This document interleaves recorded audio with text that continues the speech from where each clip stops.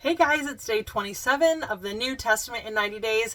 Today, the reading covers John chapters 13 through 15. So, Jesus is nearing the end of his life, and in this section of text, one of the really cool things that happens is Jesus washes his disciples' feet. So, that's fairly significant because foot washing would have been something that was left for servants or slaves. And so Jesus, as the teacher, as the rabbi for his disciples, that would have definitely never been something that he would have been expected to have done.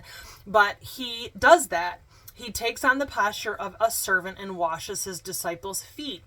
And this is what he says in John chapter 13, starting in verse 14.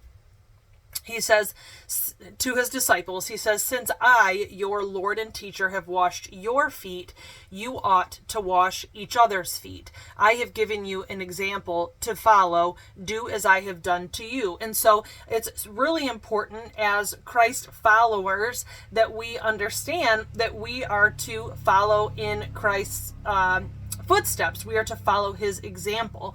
So he came down from heaven, lived a life, a perfect life, died for us in our place. He served us in that way, modeled service here with his disciples by washing their feet. And so we are to go out and model that same type of behavior to people around us. We are to serve and to lay down our lives humbly for others. So I thought that was really good. The other thing that I thought was really good was Peter's response to Jesus when he goes to wash Peter's feet. And so Peter is like, absolutely not. You are not the foot washer. You're not washing my feet. And Jesus says this to Peter. He says, "Unless I wash you, you won't belong to me." And, I have a study Bible, and so there's a study note that kind of helps you understand that verse. I thought it was so good, and I wanted to share that with you. And so this is what it says. Jesus was not simply giving Peter a model of service. This was a symbolic pre-enactment of his greater act of sacrifice on the cross.